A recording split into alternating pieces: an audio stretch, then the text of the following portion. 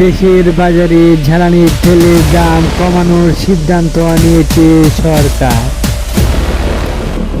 June মাসের জন্য ডিজেলের দাম প্রতি লিটারে 2 টাকা কমিয়ে 102 টাকায়, অকটেনের দাম 3 টাকা কমিয়ে 122 টাকা ও পেট্রোলের দাম 3 টাকা কমিয়ে 118 টাকায় নির্ধারণ করা হয়েছে।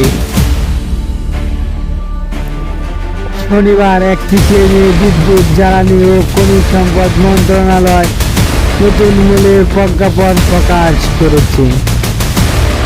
রোববার 1 জুন থেকে নতুন এই মূল্য কার্যকর হবে। প্রজ্ঞাপনে বলা হয়, প্রতি লিটার ডিজেল 104 টাকা থেকে কমিয়ে 102 টাকা নির্ধারণ করা হয়েছে।